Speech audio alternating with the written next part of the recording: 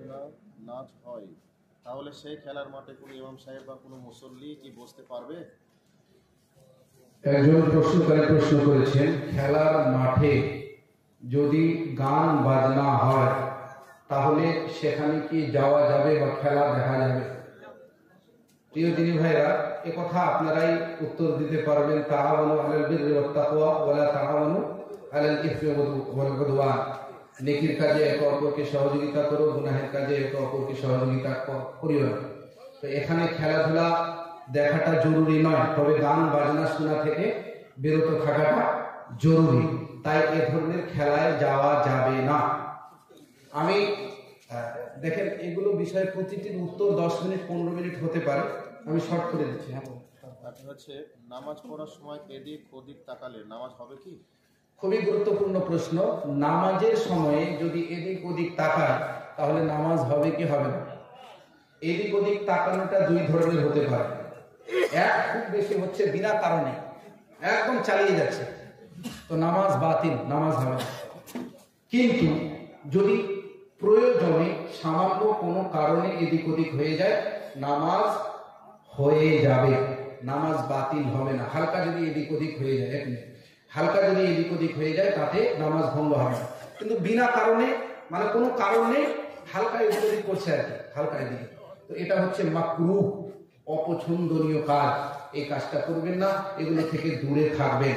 আর অনেকেই দেখবেন নামাজের সময় আকাশের দিকে তাকাচ্ছে। সরাসরি হাদিসের মধ্যে এসেছে, হতে পারে তাদের চোখের দৃষ্টিকে টেনে নেওয়া হতে পারে, এই জন্য উপরের দিকে তাকাবেন না। যখন নামাজের মধ্যে দাঁড়িয়ে থাকবেন তাকাতে হবে কোথায় ভাই? সাজদার জায়গায়। আর যখন বসে থাকবেন তাশাহুদে, তখন কোথায় তাকাতে হবে? এই যে চলেন এই বিষয়টা জেনে নেন।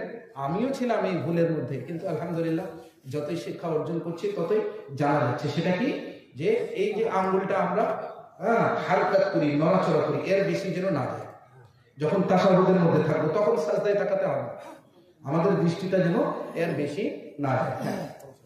একটা বিয়েতে মেয়ে দেখতে যাওয়া থেকে শুরু করে বিয়ে সম্পর্ক হওয়া পর্যন্ত বিস্তারিত আলোচনা করা অতটা তো সম্ভব না, একটু বলে। একটা মেয়ে দেখতে গেল, আধা ঘন্টা লাগবে। একটা বিয়ের সঠিক পদ্ধতি আধা ঘন্টা লাগবে। হালকা ভাবে বলে দিই, যেগুলো প্রবলেমটা কোথায়? দেখতে যাবে কে? ছেলে দেখবে, যে ছেলে বিয়ে করবে, অন্য কেউ দেখতে যাবে, ঠিক আছে? যদি মেয়ে মহিলা হয় তাতে কোনো সমস্যা নেই।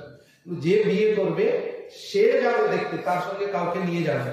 কিন্তু আমরাও আজ পর্যন্ত এই ধরনের গুনাহ থেকে বেঁচে থাকতে পারিনি। আল্লাহ রাব্বুল আলামিন আমাদের সকলকে এই গুনাহ থেকে বাঁচার তৌফিক দান করুন। কিন্তু সমাজের মধ্যে কি হয়? কাকে নিয়ে যেতে হবে? জামাইকে নিয়ে যেতে হবে। বাবা যাবে, মা যায়, ঠিক আছে, কিন্তু এভাবে যাওয়াটা ঠিক নয়, এটা প্রবলেম।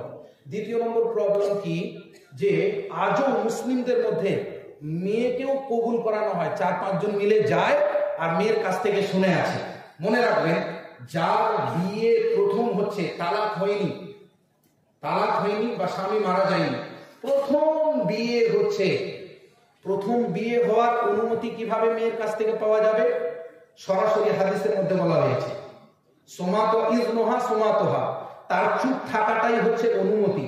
ও তো দেখতে পাচ্ছে এত বড় প্যান্ডেল করা হয়েছে, বাবা এ কাজ করছে, ও কাজ করছে, যদি অনুমতি না থাকতো তাহলে বলে দিত, তার চুপ থাকাটাই অনুমতি। কিন্তু যাদের বিবাহ হয়ে গেছে, তালাক হয়েছে অথবা স্বামী মারা গেছে, এরপরে দ্বিতীয়বার বিয়ে হচ্ছে, তারা জবান দিয়ে বলবে যে হ্যাঁ আমি বিয়ে করবো না, একটু ইঙ্গিত ইশারা পাওয়া যাবে, কিন্তু তাদের কাছেও সরাসরি ওইভাবে ইজাব কবুল হবে না। ইঙ্গিত ইশারা নিতে হবে, অবশ্যই অনুমতি নিতে হবে। তো এখানে প্রবলেম হয়, এই প্রবলেমটা যেন না হয়। তারপরে বিয়ে পড়ানোর সঠিক পদ্ধতিটা অনেকেই জানে না, অনেক আলেম জানে না। আমিও অনেক বছর ধরে ভুল পদ্ধতিতে বিয়ে পড়িয়েছি। বিয়ে পদ্ধতির সঠিক পদ্ধতি যেটা সৌদি আরবের বিজ্ঞ আলেমগণ বর্ণনা করেছেন, সেটা কি, যে ইমাম সাহেব খুতবা দেবেন, খুতবা দেওয়ার পরে মেয়ের পক্ষ থেকে যে ওলি হবে, ও ওলি ইজাব কবুল করাবে। ও যদি না করায় ইমাম সাহেবও করাতে পারে, কিন্তু ওলি এখানে বলবে যে আমি আমার পক্ষ থেকে অনুমতি দিচ্ছি, বা যে ধরনের বাক্য ব্যবহার করা হয়, আমি আমার মেয়েকে অন্য ছেলের সঙ্গে বিবাহ দিচ্ছি, তারপরে ইমাম সাহেব হোক বা ওলি নিজেই হোক কবুল করিয়ে দেবে। ছেলে সঙ্গে ইজাব কবুল হবে, মেয়ের সঙ্গে হবে না।